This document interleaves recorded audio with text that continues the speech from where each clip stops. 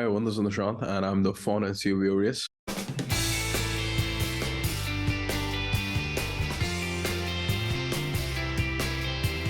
And today I am with you all as the moderator for the LIF podcast, which is a podcast by the entrepreneurs that belongs to the Royal Academy of Engineering, uh, Leaders in Innovation Fellowship.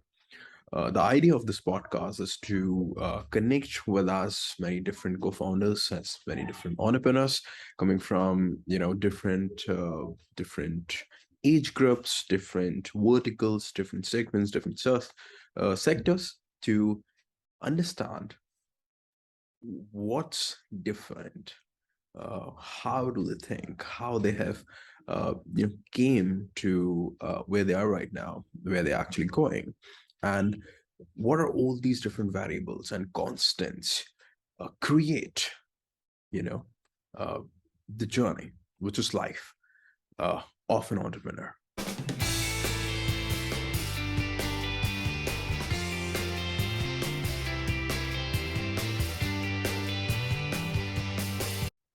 So today we have such an amazing entrepreneur with us, Robinson Lopez. He's from Peru and he has this amazing organization called Agros. I'll let him speak more about it. So hi Rob, how are you doing? Hey, hello, Nishan. Yeah, pretty fine actually. Enjoying the interview. Awesome. So Rob, why don't we start this conversation by getting a little intro about your own organization? Okay, cool. Well, actually, Agros was founded 3 years ago with the purpose of reduce the digital exclusion in family farming sector and rural areas in Latin America. We have found that there are like many challenges that farmers have to be part of all this like digital transformation that it's happening all around the world.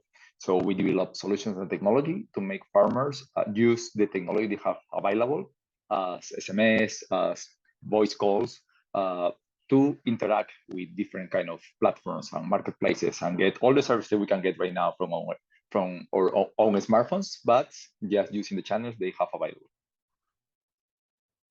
Amazing. So Rob, while I was listening to you, I realized there has been a lot of mix in terms of technology, in terms of your end product. So you spoke about phone SMSs. Then there's this whole deal of bringing agriculture into the digital side of the things. So would you like to sort of make it a little simpler for our audience to understand in exactly how you're bringing all of this together? Okay, so we at the beginning, as I believe, like many entrepreneurs that get into the rural area, we started thinking, okay, let's try to build a cool app in the smartphone to help farmer get connected with all the services. But the challenge is that in rural areas, in many countries, actually they don't have access to internet or they don't have digital skills, or there are many actually challenges that the daily farming life actually make farmers more difficult to use the solutions we are get used to in urban areas. So what we use is the IVR technology, interactive voice response. That is the same technology that maybe when we call to the bank or to the I don't know to the airport or to the airline, and you press 1 or 2 or 3 to interact with the options. We use the same technology, so farmers can call to a number that they can press 1 to get access to information services. They can press 2 to get access to uh, buy an input from input supplier close to here or get access to a new buyer. So the idea is to build a marketplaces of services, but using IVR technology to help farmers actually make this happen. And this, like the second big technology we introduced there is that when we started working with financial services for farmers, we discovered that we needed to build a secure channel also for farmers to avoid, like, I don't know, their sons or their cousin or any stranger just use their cell phone and call and I don't know, ask for a loan.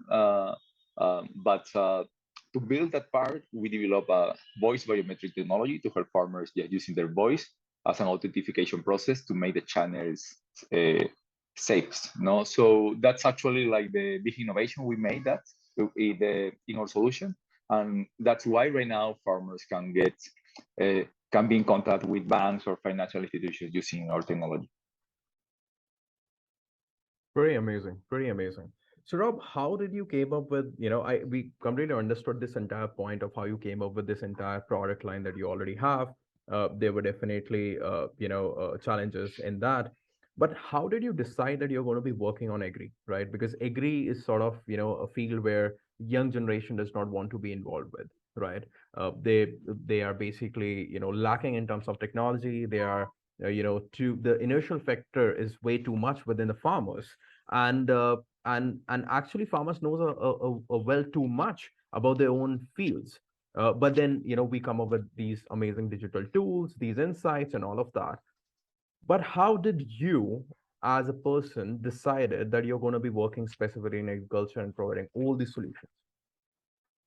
Well, actually, I believe that it's could happen to many social entrepreneurs or social impact entrepreneurs. And in my case, actually, it was like we had a previous company working in precision agriculture, actually. So I had background about technology, but for big farming.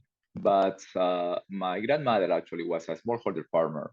So when she died, actually, my family say, "Come on, Robinson, you're related to agriculture. Let's try to figure out how you can manage like the small farms that our family have." And I say, "Okay, let's do it." And when I traveled there back, I see like it was two totally different worlds. Like big farming, we're using drones, and smallholder farmers were doing the same thing that they were doing for the last 30 years, maybe. Problems with electricity, problems with communications, problems with how to deal with new pests and disease or climate change. So that's really I had that moment that we say, okay, who who the people we are actually changing life with our efforts. So we decided to to to sold our previous company and starting Agros. And actually, that was like the event that actually made me be so involved in the rural agriculture, right? Because I was involved in big rural in big farming because my master degree was related with that. But 3 years ago, I decided to change like the population I want to be involved with, and that's the story of how Agros actually started. Amazing. So essentially, you were already running a previous company which was dealing with agri, and then you realized another pain problem and completely pivoted to this problem that you realize you would want to tackle. And you said that you also are coming with a background with your masters in agriculture related technologies, right? Which essentially help you. So you basically double down on your own, skill set in order to make sure that you can build something that you have absolute understanding about, which is pretty amazing. Uh, and I believe a lot of other entrepreneurs which are actually listening to this can actually learn that a lot many times it's much easier to double down on something that you already understand, you already know, and find a pain problem associated to that instead of running into a completely new vague industry which you don't have any idea about. Now this is not to say that you cannot do that, but being an expert in one field definitely helps you out in order to do things faster and understand a little bit more about that. So Rob, specifically talking about now where the company is, now where the product is, uh, and where it was, when you actually started. You spoke about how you came to this farming side, because let's say your grandmother, and now you have this company which are actually engaging with so many different farmers. How hard was it to sell to the first farmer, and what sort of difference do you see in your understanding of selling and marketing and placing your product within their reach? So what is that in your understanding? Well, actually, um, as many companies, I believe that we started thinking that we know our users or we really know the problem we're trying to solve, but actually it was totally wrong because our first solution was based on SMS. So we say, okay, we can build this with SMS farmers. And when we were interviewing farmers, they say, sure, if I receive information and I can interact by SMS, I will do it. But after making our first proof of concept, we were like reading the indicators of usage and it was really low and we say, what is happening? And we discovered that many farmers in Latin America, they are illiterate, so they were ashamed to say to us that they don't know how to read actually the SMS, or they can deal with numbers like pretty good, but actually they don't. They are not so get used to interact with like writing and reading too much. So that was something that we discovered, and we say, okay, so we need actually to understand better the population we are trying to be involved with. So we decided to live with the farmers like for almost 3 months in different parts of the country, and to actually live with them, sleep in their homes, be with them in their daily life to understand like the behaviors, the habits, to understand their pains, and that's actually how we get involved. And the our first farmer actually was the father of one of our interns in the company, because it was a girl that actually came to us looking for, I don't know, some job experience, and we say okay. When we shared with her actually what we were building, she said, hey, but my father is a banana farmer. So why not let's try to test with him actually? And we say, okay, that's work. So our first farmers actually was the father of one of our members of our team. And that helped us a lot, because um the like it was more easy for them to share, not with us directly, but through their through their so the kids actually, we talked with the kids and her wife actually to understand what was going on, because the farmer don't share with us too much information. So it was really hard, but when we understanding actually the value we needed to add them, it was easier, because our second farmer was the brother of our first farmer. The third farmer was the cousin, and actually we're starting almost working with a whole family of farmers. And after that, like their friends, and that's actually how we started. Because when you work in rural areas, the main challenge is building trust with people. That's the most difficult challenge, because like they are get used to many people approach to them through an intervention project for multilateral intervention or something, but they feel like okay, it's a project, so maybe in 1 year this guy will go, all this effort will be like okay, it doesn't matter. So it's really hard right now to actually offer new solutions to farmers if you really don't offer a clear solution to a real problem they have. And the second one, I believe that building product for rural areas have a challenge that it's the value demonstration have to be like in really short time. Like they pay you attention for 5 minutes, and you need to demonstrate the value you can add to them like in less than 5 minutes.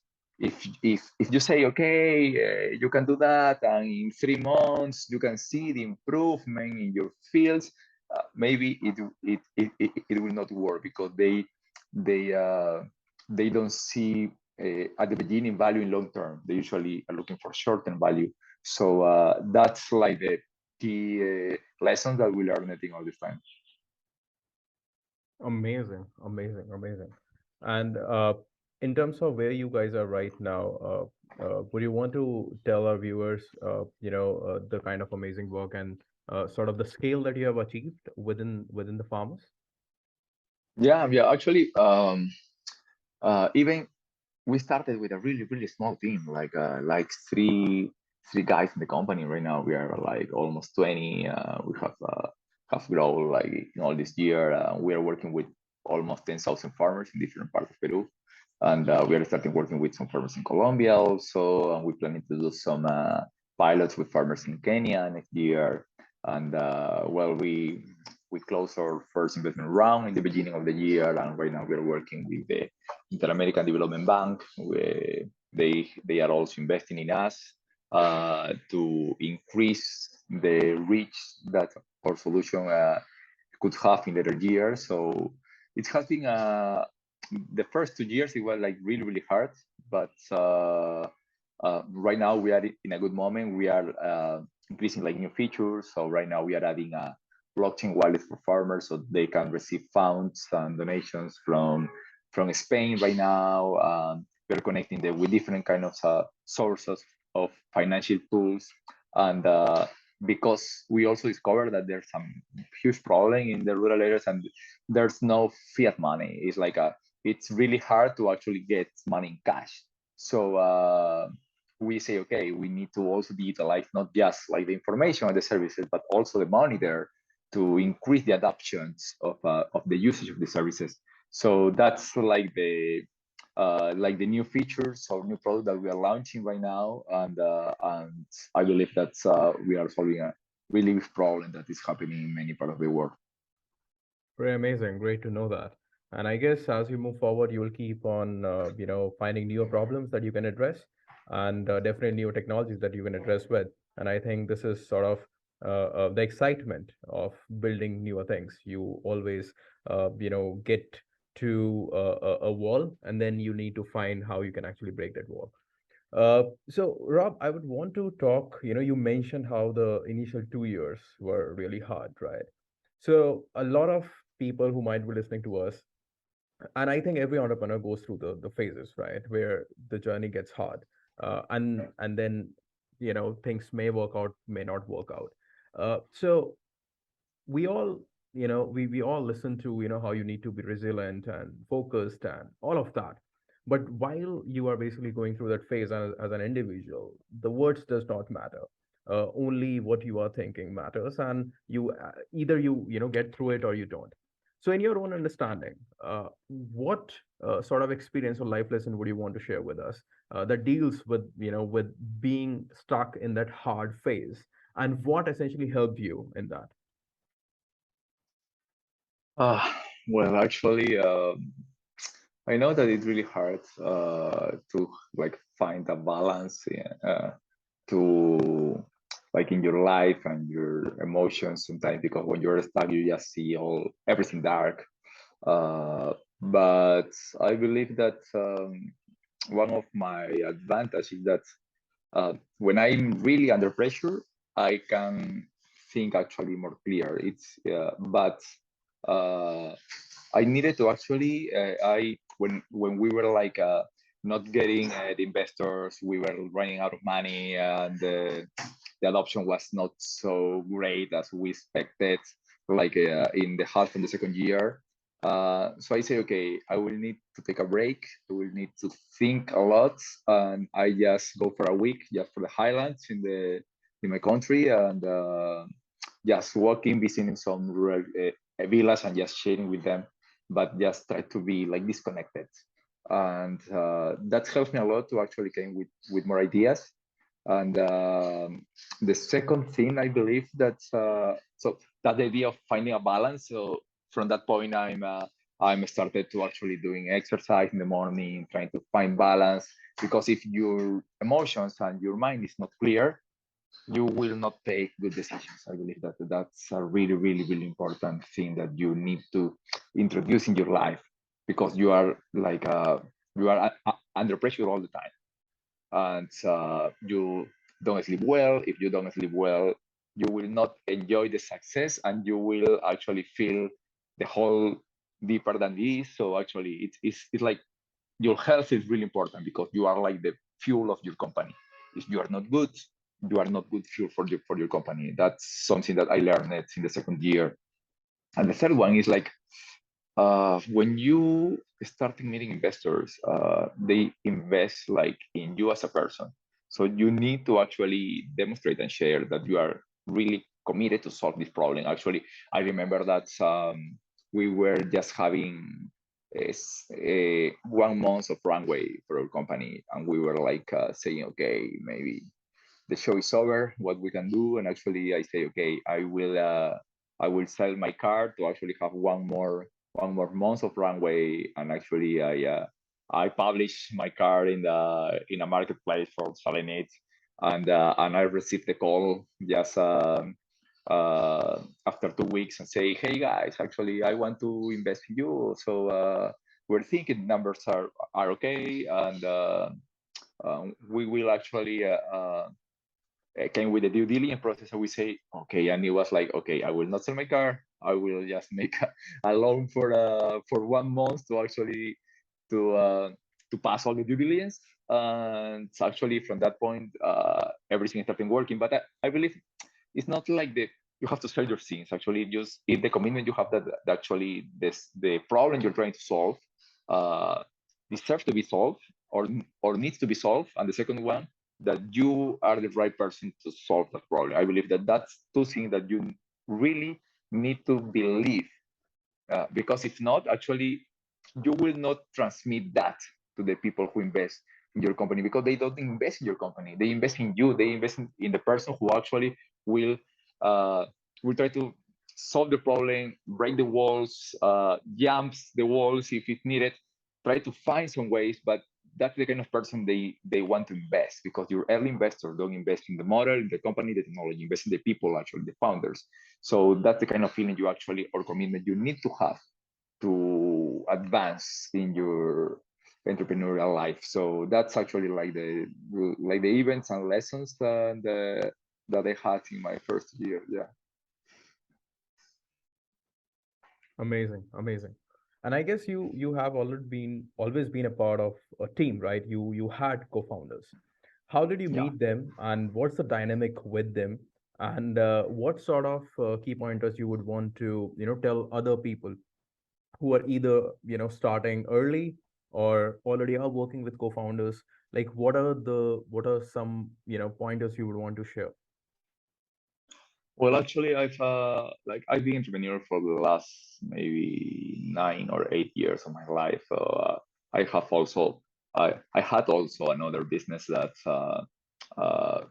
didn't go well, actually. And I remember one of them. I had a co-working space, like the first co-working space outside like the capital city in my country, and actually it doesn't go well went well because of not finding the right co-founder. We were having like so different views about how that could be that could be actually like a big company. I believe that it's really important to actually find a good co-founder, because I believe that even somebody that just listen to you and ask you questions makes you actually think different, and having that kind of dynamic is really important. So my co-founder actually, it's funny because we founded a consultancy company like many years ago, and actually in that time his girlfriend was a friend of mine, and I asked her to say, hey, I'm looking for co-founders. I want to start this. And she said, hey, my boyfriend actually, he's a serial entrepreneur. We have been involved like in many companies before. Why not speak with him? And when I met him, I was like, okay, these guys understand me really quickly and have more experience than me building companies. And I need that kind of knowledge in my company.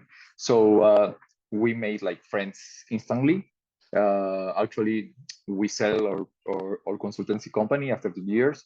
We decided to actually keep to open a new company that was my previous company, uh, just with him. So right now he's my best friend. We are like really close to each other. Like we have been like traveling for different parts of Peru together, and sleeping with farmers. So all that experience actually, I know usually how he thinks. Actually, the advantage that he also knows actually what are my weakness.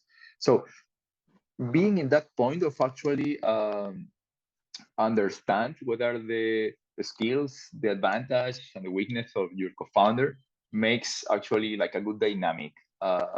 So it's like being married, man. It's that's the importance of that decision actually. Like be you have to be like really clear about what are the skills or the kind of knowledge that you need to for the co-founder. Maybe say, okay, I'm not so good at this, so I need that kind of skills in my co-founder. And most important, actually, it you need to be like really transparent or feel trust between each other, because in the same problem, if you don't have trust in your co-founder, the company will be destroyed in just a couple of months. So I met him like many years ago. This is like our third company together, and I have I'm really lucky actually to find somebody that we really think in the same way. And as I explained with you, you need to be really clear about that. And also, the most important thing is that the co-founder have to share the same visions and the purpose of actually uh, that move you, because in some point when the company grows or actually things go bad, that's the point when you actually starting knowing how people really is like I don't know, let's go until the last day and let's pursue this, or I will jump of the boat because everything is getting bad. That's the kind of like profile of person that you need to really meet to say, okay, we will go in a long trip. I want somebody that actually be with me until the last day, or actually I want somebody that's be cool with me when things go good, but just jump off when things go bad. So that's the kind of question. It's not so easy actually, but just try to meet the person behind the co-founder you will choose. So that's really important. Makes a lot of sense. So Rob, thank you so much for that insight. And like they say, uh, you can be, if there's a bus, then one needs to be a driver and one needs to be a conductor, and rest of the seats needs to be filled with the kind of people who want to be a part of the journey, not the destination, but definitely the journey. So that is absolutely, like I think this was really amazing what you shared with us.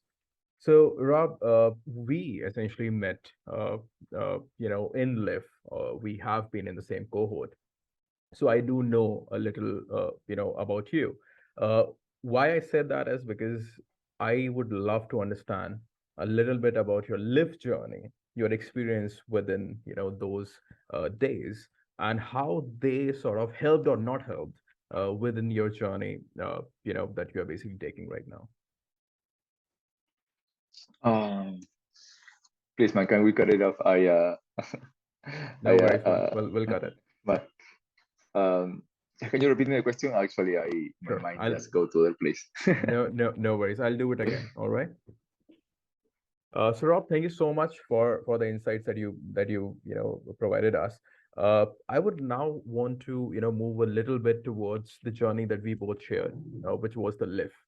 We are both in the same cohort, and what I would want to understand is, what sort of experiences you got within those days, where you were part of this huge group of people coming from all the different segments, and what learnings did you take from that you're going to be carrying on or maybe not carrying on with what you're going to be doing in the near future.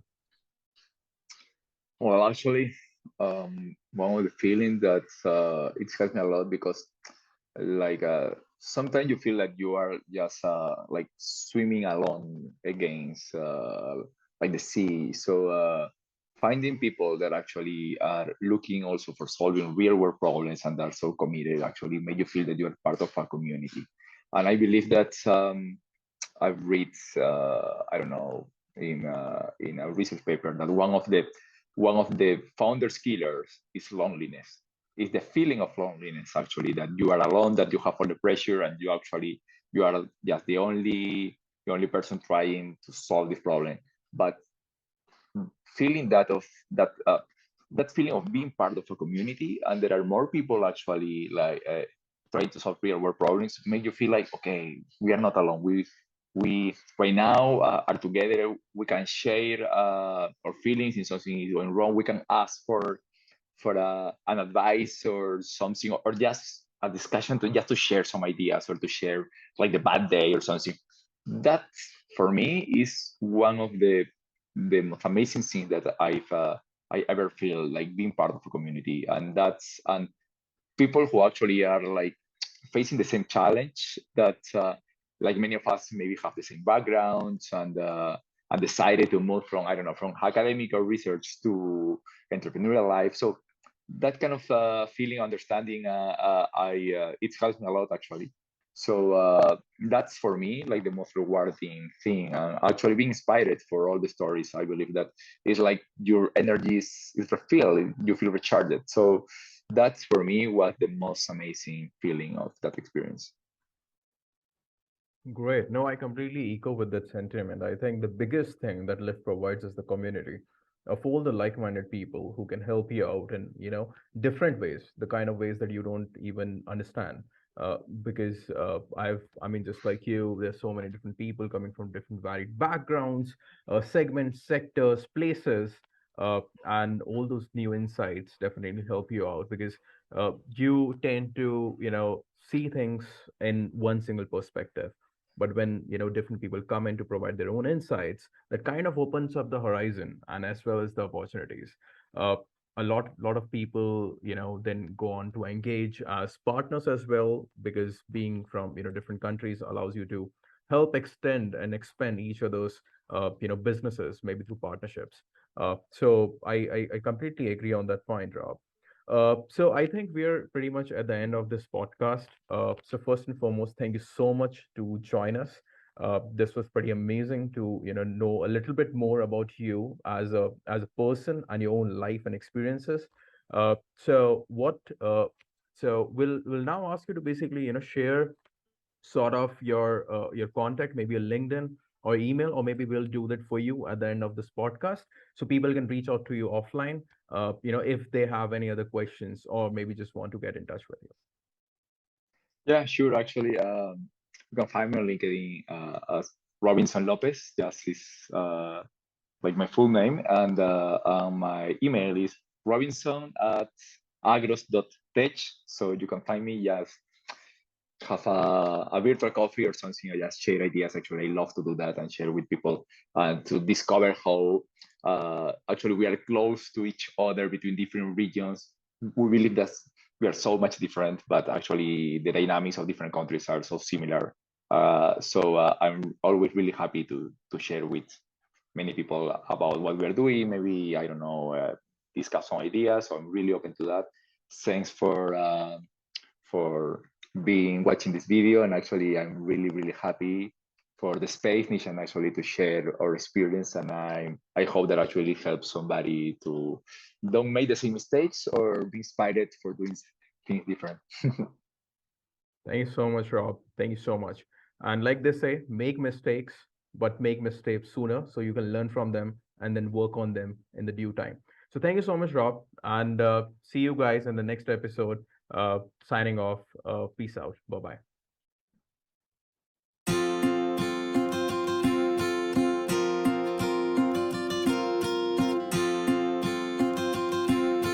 But first, let me welcome uh, Rob. That's how we call it. Damn it. But I'll cut it off. Don't worry. Let me just a view. So, for our very first uh, episode, we have with us Rob from Latam. We've got Rob. I'll let him introduce him. I'll let him introduce himself. The Leaders in Innovation Fellowship Program. And the idea of this podcast is basically to talk to all those entrepreneurs that have already been a part of this program and to understand a little bit more about their own lives and experiences. And then we'll basically figure out where we go from here. So, welcome on board, Rob, and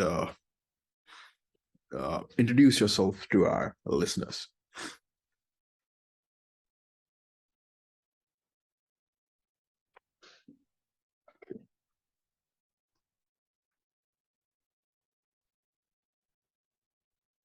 Well, hi everyone. This is Nishant, and I'm the founder and CEO of Vurious. But today I'm the moderator for the LIFE podcast. LIFE podcast is being brought to you by Royal Academy of Engineering, which does